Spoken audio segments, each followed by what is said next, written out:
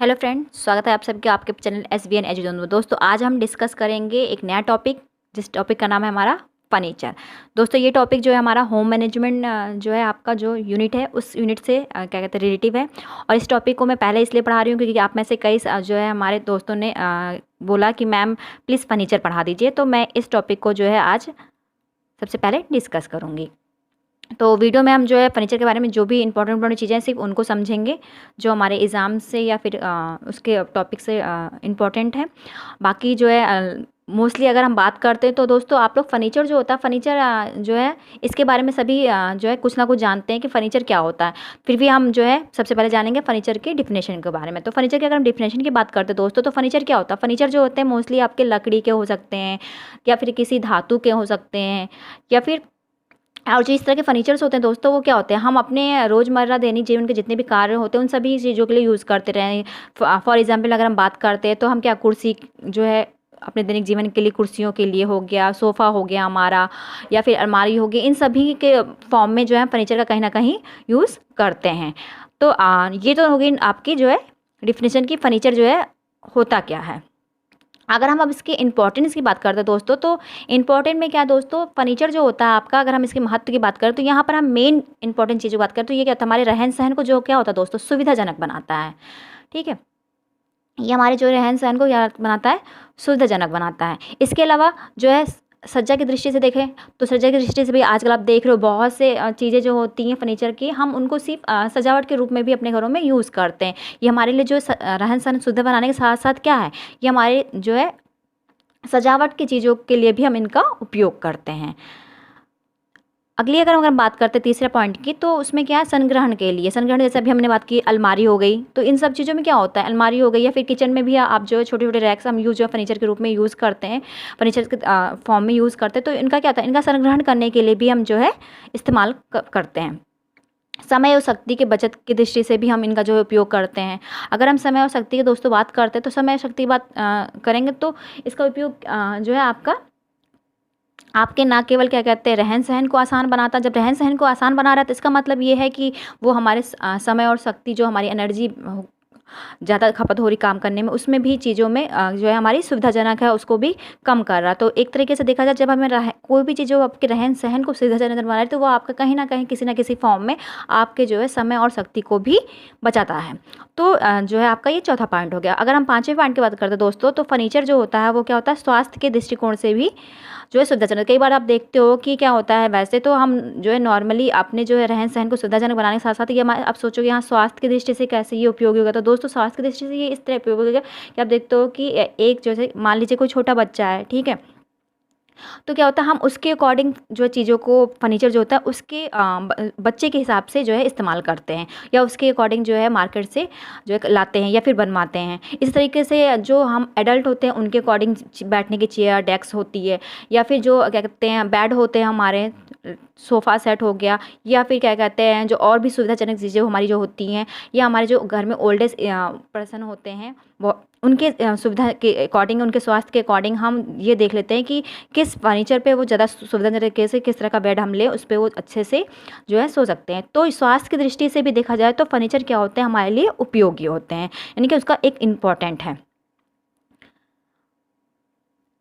फिर नेक्स्ट आपका जो लास्ट पॉइंट है वो आपका है कार्य क्षमता बढ़ाना। ये हमारे जो है कार्य क्षमता को भी बढ़ा देता है। मतलब यहाँ पर कार्य क्षमता बढ़ाने का मतलब ये है जो भी चीज़ें हैं आपकी जो उनको सुविधाजनक कर रहा है, तो क्या हो रहा है, हम उस काम को बहुत क्विकली ख़त्म कर दे रहे हैं।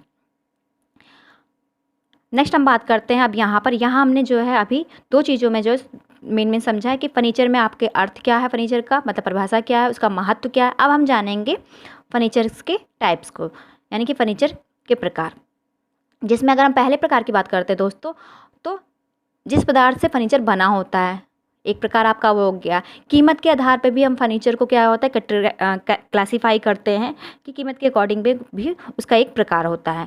सज्जा शैली के आधार पर भी जो है आपका ये क्लासीफाई होता है, जिसमें आपके अगर हम जो है इनकी इस फर्नीचर में जो है अगर हम उसके फर्नीचर जो है किस पदार्थ का बना है उसके अकॉर्डिंग बात करते हैं। तो दोस्तों जो है फर्नीचर क्या होता है, पहले जो है लकड़ियों का इसी हम यूज़ करते हैं फर्नीचर बनाने में, लेकिन आजकल क्या होता है प्लाईवुड्स का भी यूज़ होने लगा, धातु के फर्नीचर्स भी बनने लगे, बेत के बनने लगे, सरकंडा का बनने लगा जैसे हम रीट कहते हैं, प्लास्टिक फर्नीचर्स भी मार्केट में मिलने लग गए हमें, और फाइबर्स ग्लास के भी मिलने लगे, गद्देदार जो फर्नीचर्स होते हैं वो भी मिलने लगे। ये सारे जो है आपके क्या फर्नीचर के बनावट के अकॉर्डिंग, मतलब किन सामग्रियों किन पदार्थों को हम यूज़ करके फर्नीचर्स को बना रहे हैं, ये सारी चीज़ें आजकल आपको जो है मार्केट में मतलब इस सभी चीज़ों के आपके फर्नीचर्स अवेलेबल होते हैं। नेक्स्ट अगर हम बात कर रहे हैं उसके क्लासिफिकेशन में कीमत के आधार पे, तो कीमत के आधार पे दोस्तों ये 3 तरह के आपके हो सकते हैं, या तो कम कीमत वाला फर्नीचर होगा, मध्यम कीमत वाला फर्नीचर होता है, या उच्च कीमत वाला फर्नीचर होता है। मतलब कि आपको ये 3 रेट में अलग अलग तरीके के फर्नीचर्स प्रोवाइड होते हैं।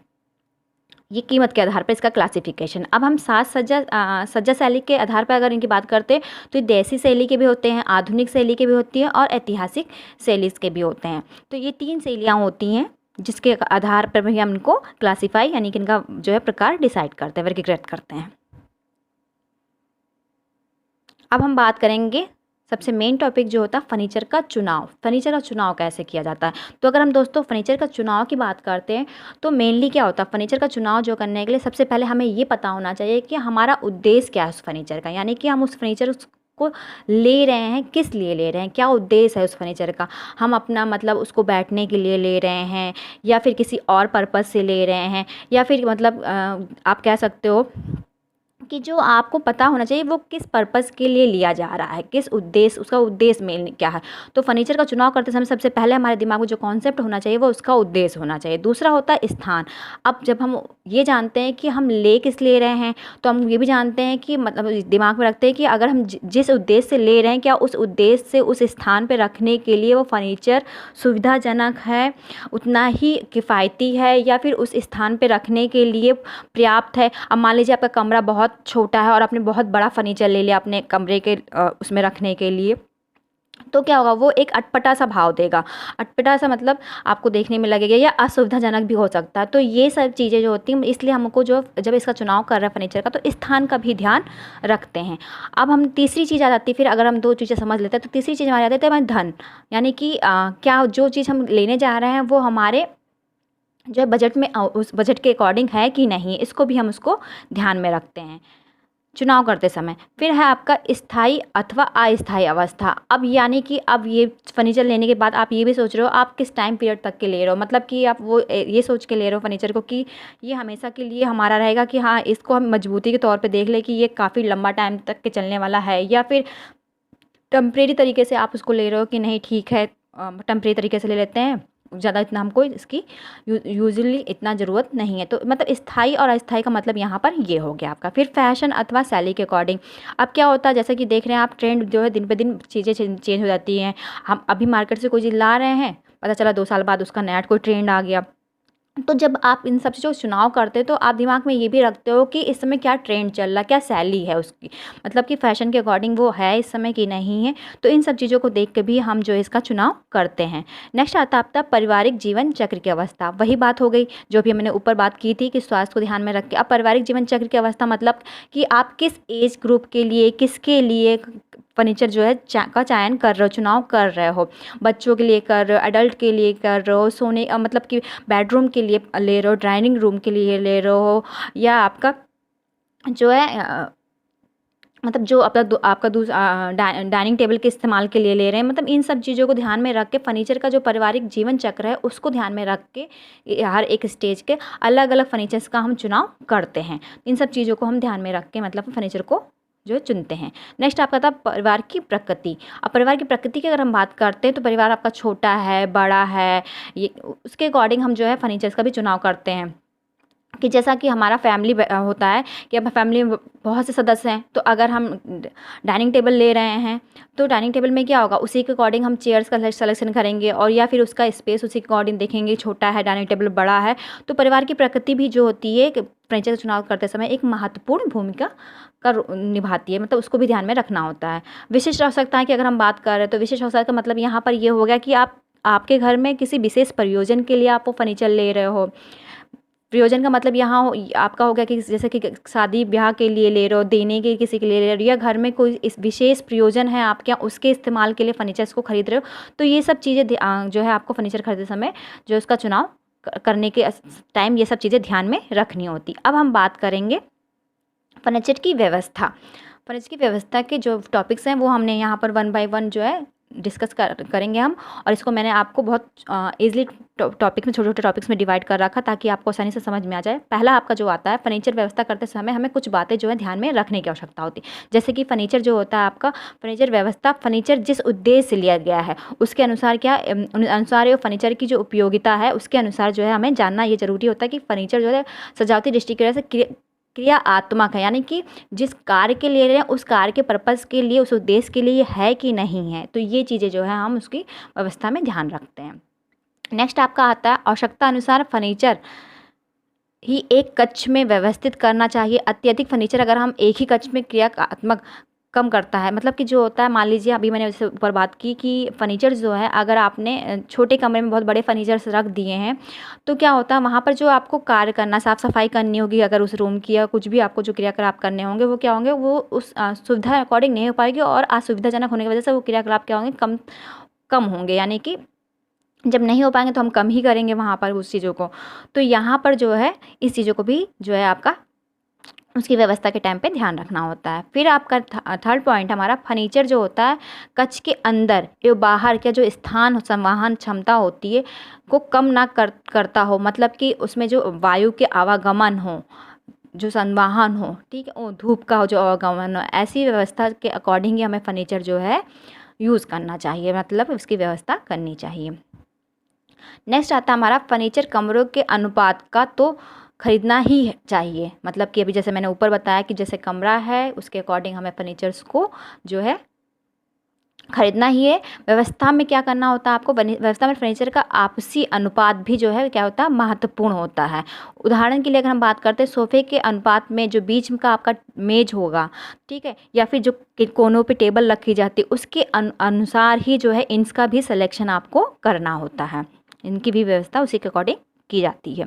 नेक्स्ट है हमारा संतुलन, जैसा कि विश्राम एवं राहत देने वाला सिद्धांत है।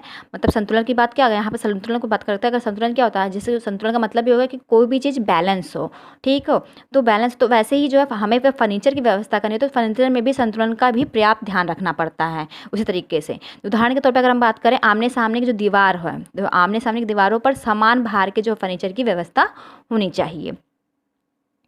नेक्स्ट है हमारा, फर्नीचर व्यवस्था में रंगों का उचित समायोजन भी विचारणीय तत्व है।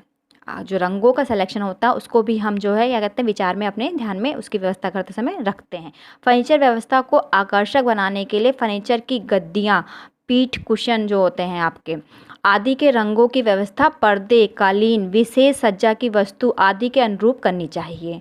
और सबसे लास्ट जो हमारा इसमें टॉपिक का जो पॉइंट है फर्नीचर की व्यवस्था में, वो है आपका फर्नीचर की समूहीकृत व्यवस्था फर्नीचर के प्रभाव को बढ़ाता है। जब सारी चीज़ों को हम ध्यान में रख के काम करेंगे कि फर्नीचर का जो चुनाव करते समय ध्यान में रखेंगे, फर्नीचर को लेते समय जितने भी उसके चुनाव के पॉइंट हैं उन सबको ध्यान में रखें, अगर हम फर्नीचर को ले रहे हैं और उसकी व्यवस्था करते समय उस सब चीज़ों को ध्यान में रखेंगे तो क्या करेगा, वो सारी चीज़ें जो है मिलकर उस व्यवस्था को क्या करेगा, एक प्रभावपूर्ण ढंग से रिप्रेजेंट करेगा और अधिक आपका जो है क्या होगा, प्रभावित बनाएगा। Thank you friends, I hope कि आपको जो है टॉपिक क्लियर हो गया होगा फर्नीचर का जो भी है। अगर दोस्तों आपको वीडियो पसंद आई तो प्लीज़ वीडियो को लाइक, शेयर, चैनल को सब्सक्राइब करके बेल आइकन को प्रेस कर लीजिएगा ताकि आने वाली जितनी भी वीडियोज़ है उसकी नोटिफिकेशन आप सभी को टाइम टू टाइम मिलती रहे। Thank you.